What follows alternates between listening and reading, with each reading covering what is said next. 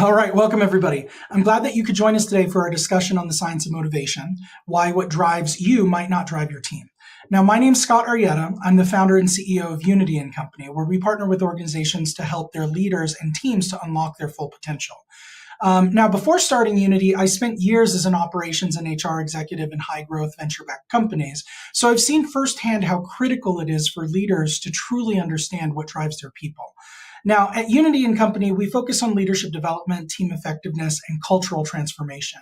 And a big part of that work is helping leaders to build what I call motivational intelligence, the ability to see beyond their own lens and understand the unique drivers of each person on their team. And that's exactly what we're going to explore today. We're going to look at the science of motivation and what researchers like Maslow, Herzberg, Deci and Ryan, Dan Pink, and Dave Rock have taught us. And then we'll connect those insights to a practical framework called management drives, which gives leaders a powerful way to decode their team's motivational DNA. And so by the end of this session, you'll have both the science and the tools to stop motivating through your own lens and start unlocking what truly drives your team. All right, so as leaders, one of our biggest blind spots is assuming that what motivates us will also motivate the people around us. But the science of human motivation shows that it's really not that simple. Motivation is personal, it's contextual, and it's multi-layered. In understanding this, it's no longer optional. It's essential for leaders who want to unlock performance, engagement, and trust in this day and age. Now, the conversation around motivation has been evolving for nearly a century at this point. In 1943, psychologist Abraham Maslow introduced his hierarchy of needs, and he argued that until basic physiological and safety needs are met, people just won't fully engage with higher level growth opportunities. So as he put it, quote, "What a man can be, he must be. And this need we can call self-actualization." Now, building on this, Friedrich Herzberg in the 1960s distinguished between things like hygiene factors, which were things like salary or working conditions. These are things that prevent dissatisfaction, versus like true motivators. And true motivators are things like recognition and growth. These are things that actually spark engagement. He said the opposite of job satisfaction is not job dissatisfaction, but the absence of job satisfaction. Now, decades later, Edward Deci and Richard Ryan formalized this in their self-determination theory, and they showed that humans are intrinsically motivated when three psychological needs are met: autonomy, competence, and relatedness. Now, this theory directly inspired Dan Pink's popular book, which he entitled Drive, which distilled the science into autonomy, mastery, and purpose, but the same concepts there. Now, looking at it from another angle, David Rock, he developed the SCARF model, SCARF, and he drew on neuroscience to highlight 5 social drivers: status, certainty, autonomy, relatedness, and fairness. And those factors directly influence how motivated and engaged people feel in the workplace. Now, more recently, scholars like Teresa Amabile from Harvard have showed that the single most important motivator at work is making progress in meaningful work. And meanwhile, Mihai Csikszentmihalyi, his research on flow emphasizes that people thrive when their skills are stretched in pursuit of worthwhile challenges. So together, these voices are painting a very clear picture. Motivation is complex, it's multidimensional, and it's deeply human. And yet, despite this wealth of insight, leaders still often fall into the trap of assuming that their team is wired the same way that they are. And that's why today we're going to go a step further. We're going to go beyond the psychology and the neuroscience, and we're going to explore management drives, which is a powerful, practical framework that helps you to decode what truly drives the individuals on your team. Where Maslow, Deci and Ryan, Pink, and others gave us theory, management drives are going to help give us actionable insights. So by the end of this session, you'll have not just a deeper appreciation of the science of motivation, but also a tool set to lead with motivational intelligence, so you can stop motivating through your own lens and start unlocking the unique drives of your team. So for most of the 20th century, management thinking was dominated by what we call the carrot and stick model. So the assumption was pretty simple. People will work harder when rewarded and avoid mistakes when punished. So promotions, bonuses, and perks are on one side of the equation, and fear of discipline, failure, or job loss is on the other side of the equation. And to be fair, this approach can work, but only if you're working with very routine mechanical tasks. But research shows that it falls short when the work is complex, creative, or requires problem solving. In fact, it often backfires in these scenarios. So psychologist Edward Deci was one of the first to demonstrate this in the 1970s. In a now classic experiment, he found that paying people to do puzzles that they already enjoyed actually made them less likely to keep doing the puzzles once the reward was removed. So this became part of the foundation of self-determination theory. They later summarized, rewards do not increase intrinsic motivation, and in many cases, they undermine it. Now, this echoes Friedrich Herzberg's two-factor theory. Now, Herzberg found that while pay and working conditions, these are things that he would consider hygiene factors, they could prevent dissatisfaction, they didn't actually create motivation. Now, the real drivers were things like recognition, achievement, and growth. And as he put it, if you want people motivated to do a good job, you have to give them a good job to do. Now, Dan Pink brought this research into the mainstream with his book Drive, and he argued that carrots and sticks might get you compliance, but not commitment or creativity. Now, these are his words, quote, "There's a mismatch between what science knows and what business does." Now, the neuroscience backs this up. So David Rock's SCARF model demonstrates that threats to things like autonomy or fairness activate the same threat response in the brain as physical danger. So when people feel controlled or manipulated by external rewards, they literally shut down cognitively. And Harvard professor Teresa Amabile's research adds another dimension, which is what actually keeps people motivated day to day is not money or fear, but making small wins towards meaningful goals. As she and Stephen Kramer wrote in The Progress Principle, of all the things that can boost inner work life, the single most important is making progress in meaningful work. And so the takeaway from all this is clear. While carrots and sticks may produce short-term bursts of effort, they rarely sustain motivation. And worse, they can erode the very intrinsic drivers, creativity, curiosity, and collaboration that most organizations actually need today. And this is why leaders must learn to go deeper. True motivation comes not from manipulation, but from understanding what uniquely drives each person and creating an environment where those drives can thrive. All right, so when most people think about research today, one of the most widely recognized frameworks comes from Dan Pink's book, Drive. Pink took decades of academic research and distilled it into three simple and memorable factors: autonomy, mastery, and purpose. So let's start with autonomy. Autonomy is the urge to direct our own lives. So Pink explains that control leads to compliance, but autonomy leads to engagement. And when people feel trusted to make decisions and have ownership over their own work, motivation soars. Mastery is the desire to get better at something that actually matters. So Pink describes mastery as an asymptote. You never fully reach it, but the pursuit itself is deeply motivating. He says the joy is in the journey to get better and better at something that actually matters. So, and then purpose. Purpose is the drive to contribute to something larger than yourself. So Pink notes that humans by their nature seek purpose, a cause larger than themselves. But what's important to remember is that Pink's model was not invented in isolation. It's grounded in the foundational work of Edward Deci and Richard Ryan's self-determination theory. And their decades of research identified three innate psychological needs: autonomy, competence, and relatedness. So you can see the overlap here. Pink's autonomy maps directly, mastery echoes their concept of competence, and purpose reflects the need for relatedness, doing work that connects us to others and to something that's meaningful. Now, Harvard's Teresa Amabile further reinforced this in The Progress Principle, showing that the strongest motivator of all is not big bonuses or grand missions, but the daily experience of progress and meaningful work.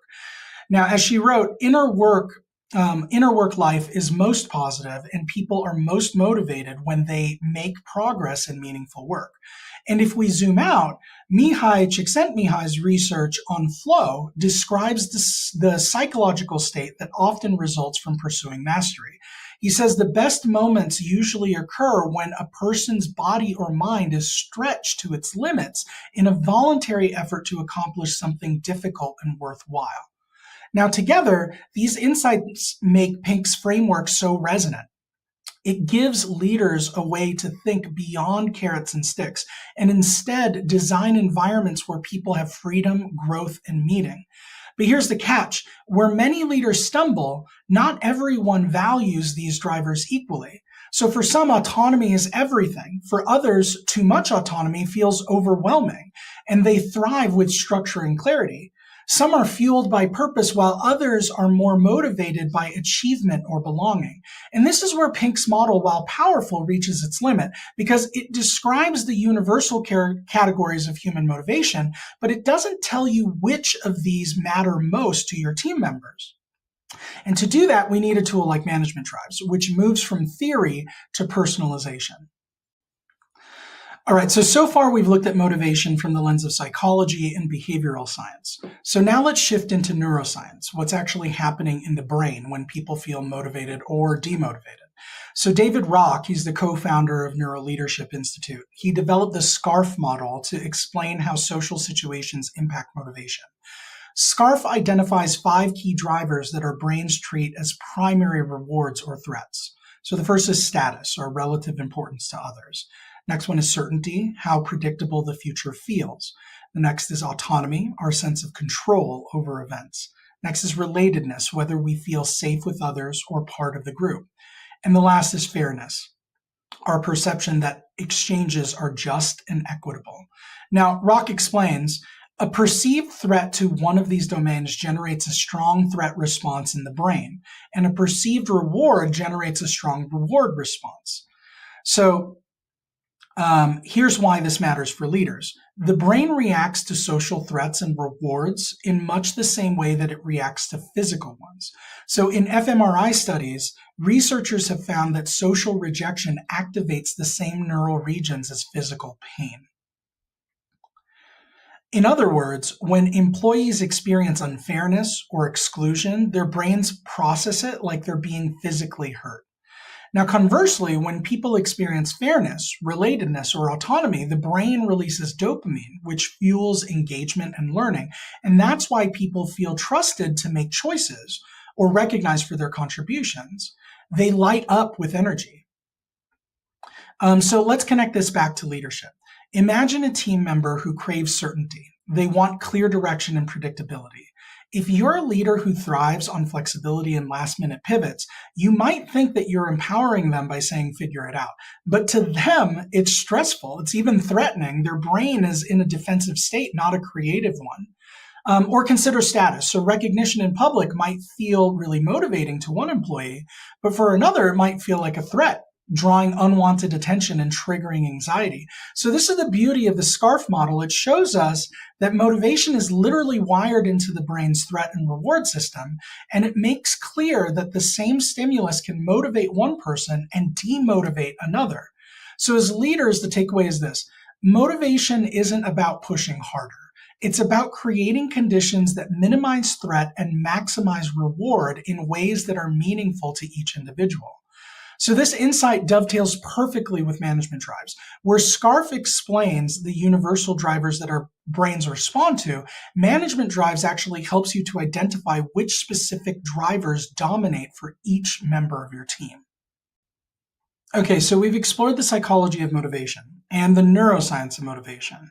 But here's a challenge. While these frameworks give us categories of what motivates people, they don't really tell us how to apply this knowledge to specific individuals on our teams.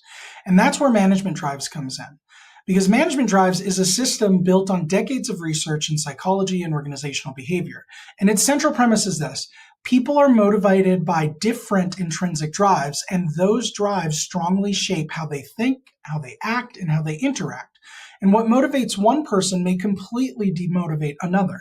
So the model categorizes these intrinsic motivators into 6 color-coded drives. So the first is yellow, which is all about logic and structure. So yellow is motivated by knowledge, clarity, and systems. Yellow thrives on learning and understanding. Then there's green. Green's all about people and relationships. So green is motivated by harmony, connection, and loyalty. Green wants belonging and team cohesion. Then there's orange, which is about results and achievement. And orange is motivated by goals, by competition, and by success. Oranges thrive on measurable wins and recognition. Then there's blue, which is all about order and discipline. Now, blue is motivated by rules, by process, and by reliability. So blue values precision, structure, and predictability. Then there's red, which is all about power and action, which is motivated by decisiveness, by energy, by taking control. Now, red wants to act quickly and make things happen. Then finally, there's purple, which is all about security and belonging. Purple is motivated by safety, by tradition, and group identity. Now, purple values stability, rituals, and cultural continuity. Now, as the creators of Management Drives put it, drives give insight into what intrinsically motivates people, what gives them energy and how they think and how they act. By identifying drives, we make the invisible visible. So this framework builds on the same scientific foundation that we've already discussed. Like Maslow, it acknowledges that needs differ. And like Herzberg, it shows that motivation goes deeper than hygiene factors. And like Deci and Ryan, it highlights the role of intrinsic drivers. And like Rock, it reveals how differences in perception can trigger very different reactions in the brain. So the difference here is that Management Drives makes these insights practical and specific. So instead of guessing whether someone values autonomy or purpose or whether fairness or relatedness matters most, you have a precise profile for each team member's strongest motivators. So you can think of it as moving from a black and white world to a full color world. Without a tool like this, you're leading through your own motivational lens. But with it, you can see your team in vivid clarity. Who needs what and why? And so in a moment, we'll explore how leaders often get this wrong and why projecting your own drives onto others is one of the most common leadership pitfalls. All right, now here's one of the biggest traps that leaders fall into. We assume that others are motivated by the same things that motivate us. Now, psychologists call this projection bias. It's the tendency to believe that others share our preferences, our values, and our motivations. Now, leaders often unconsciously project their own drives onto their teams. I mean, think about it. If you are strongly orange in the Management Drives framework, you thrive on results, targets, and competition. So you naturally set aggressive goals and expect your team to feel energized by the chase. But if your team is more green, meaning that they're focused on harmony and collaboration, they may experience this as stressful or even alienating. Or let's take another scenario. So let's say that you're highly blue, which means that you value order, discipline, and process. So you emphasize rules, checklists, and standard operating procedures. But a red team member, which is driven by speed and action, may find this suffocating and disengage. Or if you're a yellow and you're motivated by knowledge and analysis, you may assume that giving people more data and explanation is motivating. But a purple teammate who values tradition and belonging may find your detailed rational arguments less compelling than an appeal to group loyalty. And so this is why leadership is so complex. The strategies that energize you may actually drain your team. And the research backs this up. So in their work on self-determination theory, Deci and Ryan emphasized that motivation is only sustainable when the leaders support the individual's specific psychological needs. And David Rock's SCARF model shows that the same action, say offering autonomy, can feel like a reward to one person but a threat to another, depending on their wiring. Even Dan Pink acknowledged this in Drive. He said, there's a mismatch between what science knows and what business does. And many organizations still default to one-size-fits-all approaches. So this is why Management Drives is such a breakthrough. It gives leaders a practical way to see beyond their own lens. So instead of assuming your orange is their orange or your green is their green, you can map your team's motivational DNA and lead in ways that connect authentically. And here's the leadership takeaway. Self-awareness is the first step. So if you don't know your own drives, you will almost certainly project them. But when you do, you gain the ability to flex, to lead not just from where you are and who you are, but toward what your team actually needs. Now, as Peter Drucker famously said, the task of leadership is to align strengths in such a way that weaknesses become irrelevant. And Management Drives helps you to do exactly that, to align the strengths and motivations of your team so that differences become complementary rather than conflicting. So next, let's look at what it means to decode your team's DNA and apply these insights in practice. All right, so imagine walking into a team meeting and being able to see, almost like an x-ray, what really motivates each person. Who thrives on recognition and competition, who needs stability and belonging, who wants harmony, who pushes for speed, who grounds the group with structure. This is what management drives makes possible. It helps you to decode your team's motivational DNA. And when you can see the drives at play, you can anticipate conflict, you can design better collaboration, and you can unlock higher performance. So here are some practical ways that this shows up. So the first is in balancing opposites. A team strong in orange, which is results driven, may generate lots of ambition but risk burning out. Pairing them with strong blue, which is a process driven drive, creates balance. It creates energy to achieve with discipline to sustain. Now, research from Hackman and Wageman shows that teams with complementary strengths consistently outperform homogeneous ones. Another way in which this could help is leveraging strengths. So a green-driven person can sense team morale, build cohesion, and catch relational tensions early. Meanwhile, a red-driven teammate can push the group out of analysis paralysis and into action. Now, if these are used intentionally, these drives are not in conflict, but in synergy. Another use case here is preventing misunderstanding. So without awareness, drives often clash. So for example, a yellow leader may believe a project is unfinished until every detail is analyzed, while a red teammate may want to act immediately. Without a shared language, both assume the other is being difficult. With management drives, you can name it. One is motivated by knowledge, the other is motivated by speed. Now, instead of a personal conflict, you can have a constructive conversation about how to balance this optimally. Another use case here is designing motivation. So drives help you to tailor how you recognize and motivate people. So for example, orange thrives on measurable goals and public recognition, but purples value stability and being included in traditions. Amabile and Kramer's work shows that small wins motivate people differently depending on what they perceive as progress. So management drives gives you the map to this. Now, the key idea is this: motivation is not generic, it's specific. And the more complex your team, the more diversity of drives you'll encounter. So leaders who understand this can align tasks, communications, and incentives in ways that fuel each person's intrinsic energy rather than deplete it. As organizational psychologist Adam Grant puts it, the most meaningful way to succeed is to help others succeed. And understanding drives equips you to do that exactly, to help each person succeed by aligning leadership to their unique motivational DNA. So next we'll take a step back and we'll ask, why does this matter so much right now? What's happening in today's workplace that makes motivational intelligence not just a nice to have, but an absolute survival skill for leaders? All right, so why is all of this so critical right now? Because the workplace context has shifted dramatically, and the cost of misunderstanding motivation is higher than it's ever been. So let's start with some data. According to Gallup's 2023 State of the Global Workplace report, only 23% of employees worldwide are engaged at work, while 59% are quiet quitting, and 18% are actively disengaged. In the US alone, disengagement is estimated to cost the economy $450 to $550 billion annually. Now, at the same time, trust in leadership is declining. So the Edelman Trust Barometer, published in 2024, found that only 48% of employees trust their CEO to do what is right. And that represents a steep drop from just a few years ago. Without trust, it's nearly impossible to sustain motivation. Layer onto this the complexities of today's workplace. Hybrid and remote work means that leaders can't rely on hallway conversations or physical presence to motivate people.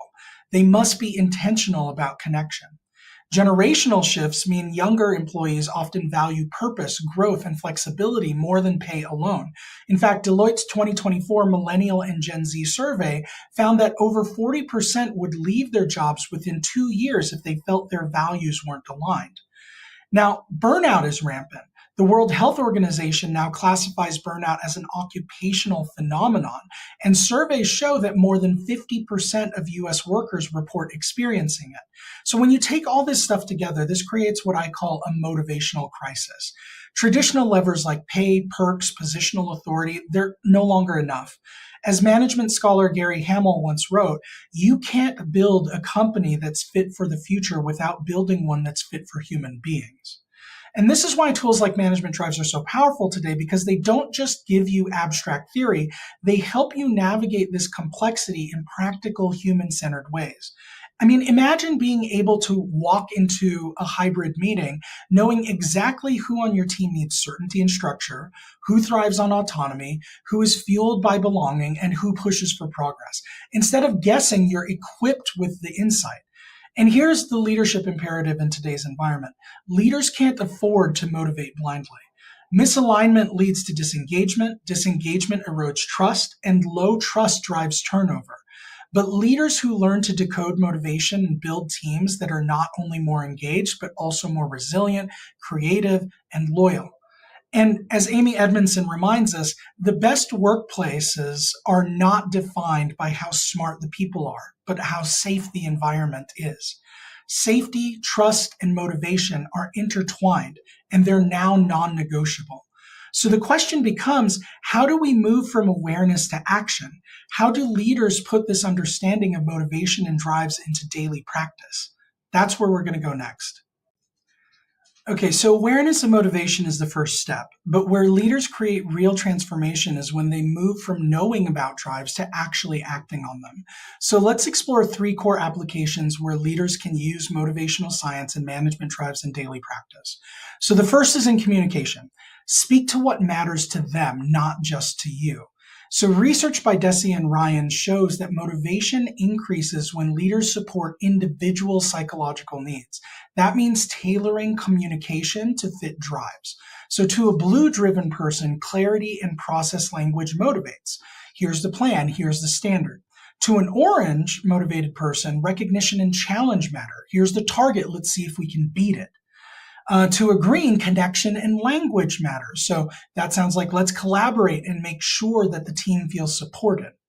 Now, David Rock's SCARF model also reinforces this. Communication that affirms status, certainty, autonomy, relatedness, and fairness activates reward pathways in the brain. All right, second application here is in incentives. So you can align rewards with intrinsic drives. Now, Herzberg's research reminds us that pay prevents dissatisfaction, but doesn't create motivation. And true motivators are recognition, achievement, and growth. So leaders can apply this by tailoring incentives. You can recognize orange with measurable achievements and visibility. You can recognize purple by reinforcing belonging, including them in key traditions. You can recognize yellow by giving them access to new learning or problem-solving opportunities. And as Teresa Amabile demonstrated, the single most important motivator is making progress in meaningful work. So don't just incentivize outcomes, recognize the actual progress towards those outcomes. Now, the third piece here is development, where you can place people where their drives are fuel and not friction. Now, motivation thrives when people are in roles that are aligned to their drives. So a red thrives when given authority to act decisively. A green thrives in people-centered collaborative roles, and a yellow thrives in analytical or strategic positions. So Mihai Csikszentmihalyi, his work on flow shows that people enter peak states when challenges match their skills and their drives. He says the best moments occur when a person's body or mind is stretched to its limits in a voluntary effort to accomplish something difficult and worthwhile. So here's the leadership takeaway. Don't assume that your team is motivated by the same things that motivate you. Instead, lead through their lens. You can ask yourself, who on my team seems disengaged? Could it be because I'm motivating them the wrong way? Where am I overemphasizing my own drives at the expense of others? What small shifts in communication, recognition, or role design could unlock more energy on my team? As organizational psychologist Adam Grant puts it, the most meaningful way to succeed is to help others succeed. Now, aligning leadership with drives is exactly that, helping others to succeed in the ways that matter the most to them. So next, we'll close by looking at the bigger picture, why motivational intelligence is becoming the defining skill of great leaders in the future.